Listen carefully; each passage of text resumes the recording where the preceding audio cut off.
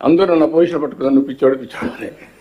Then తర్వాత అతను prime minister అయ్యాడు. నేను దావోస్ పోతే సారీ చెప్పాడు. ఐఎమ్ ఎక్స్ట్రీమ్లీ సారీ, ఇప్పుడు నాకు అర్థమవుతుంది ఇండియా అంటే ఏంటని. అంటే ఇండియా అంటే ఒకప్పుడు ఎవడు గుర్తించేవాడు కాదు. సింగపూర్ పిఎం వచ్చాడు, గోచాంగ్ వచ్చి మేము ఇద్దరు కారులో పోతున్నాం, ఇవన్నీ మాట్లాడుతూ ఉంటే ఆయన అన్నాడు, నువ్వు చాలా ఆప్టిమిస్ట్ అన్నాడు. కాదండి, ఐఎమ్ రియలిస్ట్ని, నేను చెప్తున్నా 100% India is going to achieve అని చెప్పాను. You are having confidence, I don't have any confidence అన్నాడు. ఓకే విల్ ఛాలెంజ్ అంటే చూద్దాం అన్నా నేను. మళ్ళీ నేను ఎక్కువ రెగ్యులర్గా పోతా ఉంటాను సింగపూర్కి. మళ్ళీ పోయినప్పుడు సారీ నీతో మరి డిఫర్ అయ్యాను. Now I'm seeing what India. Nobody believed I'm telling you, now everybody is believing globally. ఇంకా మీలో కూడా అనుమానం వద్దు, you move forward. Thank you sir, thank you so much. Good luck. Requesting all the officers and the collectors to join for dinner, please.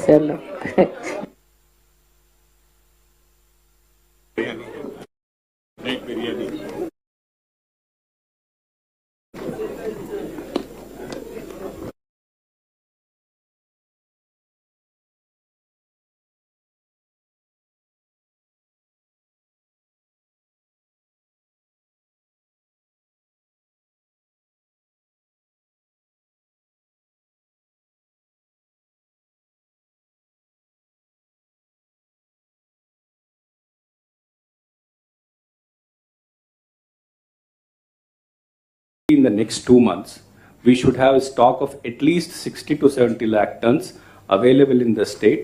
Otherwise, we will have to face the same problem which we faced previously in the last years. These are the only 2 points. Please note down these 2 points. ఎక్కడ కూడా problem లేకుండా చేయడం మీ responsibility. ఇక్కడ రెండో రాసుకొని మీరు ఇది చేయడం ఒకటి. బ్రాడ్గా నేను ఓన్లీ 1 పారామీటరే మీకు చెప్తున్నా. ఇప్పుడు జోన్ వారీగా చెప్పాను. ఓవరాల్గా చూస్తే ఈ 9 నెలలు డిస్ట్రిక్ట్ వైజ్ గ్రోత్ రేట్ ఈ ఒక్క పారామీటర్ చెప్తాను. వేరియస్ పారామీటర్స్ ఉన్నాయి, పబ్లిక్ పర్సెప్షన్ అవన్నీ ఓవరాల్గా చేసినప్పుడు మళ్ళీ నేను ఇండికేట్ చేస్తాను. All of us has to take this responsibility, be clear. మనం ఎందుకంటే దీన్ని ఒక సవాల్గా తీసుకుంటే తప్ప ప్రజల్లో కూడా వెళ్ళాలి, మనం జెన్యూన్గా పనిచేస్తున్నాం అని. ఇప్పుడు ఇక్కడ చూసినప్పుడు ఫస్ట్ డిస్ట్రిక్ట్ అల్లూరి సీతారామరాజు, కొన్ని కారణాలు కూడా ఉన్నాయి. లో బేస్, హై రిటర్న్స్ వస్తుంది. బేస్ ఎక్కువ ఉన్నప్పుడు కొంచెం డిమినిషింగ్ స్టాటస్ కో వస్తూ ఉంటుంది. ఓవరాల్గా దీన్ని కంపీట్ చేస్తూ ఉంటే తప్ప సస్టైనబిలిటీ రాదు. అది చూసినప్పుడు ఫస్ట్ వచ్చి 21.19% అల్లూరి సీతారామరాజు డిస్ట్రిక్ట్ వచ్చింది. దానికి కారణం నేచురల్ ఫార్మింగ్ కానీ అక్కడ రిసోర్సెస్ కానీ కొద్దిగా ఎఫర్ట్ పెట్టడంగా చేశారు. Congratulations, I wish all the best Alluri Sitaramaraju జిల్లా. నెంబర్ 2 పార్వతీపురం మన్యం 16.90%. ఇది సెకండ్ ప్లేస్ వచ్చింది. అది కూడా very good. Both tribal districts have performed very well. దీనివల్ల కాన్ఫిడెన్స్ పెరుగుతుంది. ఎప్పుడైతే వెల్త్ క్రియేట్ అవుతుందో పర్ క్యాపిటల్ ఇన్కమ్ పెరుగుతుంది, బెటర్ లివింగ్ స్టాండర్డ్స్ వస్తాయి. నెంబర్ 3 ఇది పొట్టి శ్రీరాములు నెల్లూరు జిల్లా 14.45%. ఇది ప్లెయిన్ డిస్ట్రిక్ట్. ఇది బాగా చేశారు, కంగ్రాచులేషన్స్ ఫస్ట్ 3. నెంబర్ 4 వచ్చినప్పుడు east Godavari 14.17%. Congratulations, well done. Then number 5 Sathya Sai district 13.57% వచ్చింది. సత్యసాయి డిస్ట్రిక్ట్ వారికి కూడా కంగ్రాచులేషన్స్. దెన్ 6 వచ్చే కొందికి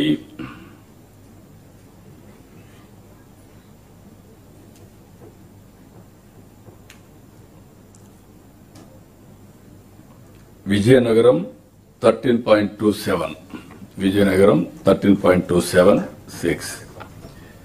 7th వచ్చి ఇద్దరు వచ్చారు 13.22, 13.22. చిత్తూరు, అన్నమయ్య రెండు కూడా 13.22 వచ్చింది. వాళ్ళిద్దరి కంగ్రాచులేషన్, 7th ప్లేస్. 8th వచ్చి ఏలూరు 13.19, 9th వచ్చి కాకినాడ 12.86, 10th శ్రీకాకుళం 12.76, 11th నంద్యాల్ 12.64, 12 వచ్చి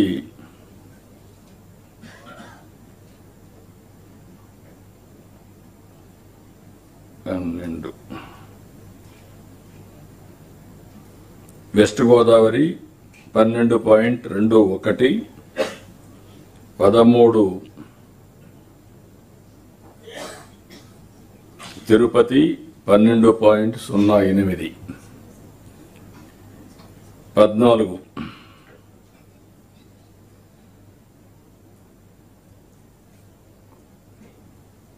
మా వాళ్ళు ఇవన్నీ ఆర్డర్లో పెట్టలేదు, నేను రాసుకొని కింద పైన ఉన్నాయి.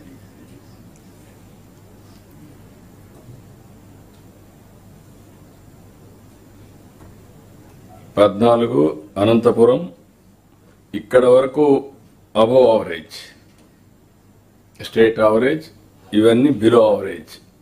ఇక్కడి నుంచి వచ్చే కొందరికి అనంతపురం 12.01, 15,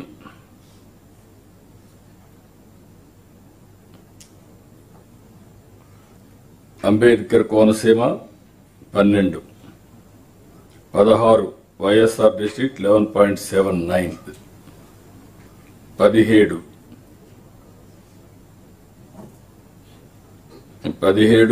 కృష్ణా 11.58, 18 కర్నూలు 11.52, 19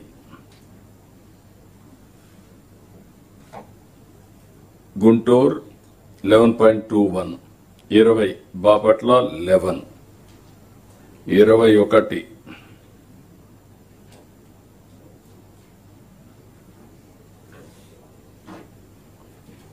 అనకాపల్లి 11.50, 22 ప్రకాశం 11.46, 23 ఎన్టీఆర్ 11.09, 24 విశాఖపట్నం 9.73,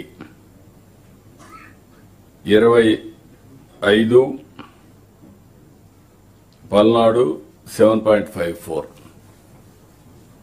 మీకు ఒకసారి ఈ డీటెయిల్స్ అన్ని ఎందుకు ఇచ్చారంటే హయ్యర్ ఉన్న జిల్లాల్లో కొద్దిగా డిఫికల్టీ ఉంటుంది, బట్ ఆ లెవెల్లో గ్రో కావాలంటే ఆ సస్టైనబిలిటీ కింద క్రియేటివిటీ ఉంటే తప్ప, ఎక్స్ట్రా ఎఫర్ట్స్ పెడితే తప్ప సాధ్యం కావు.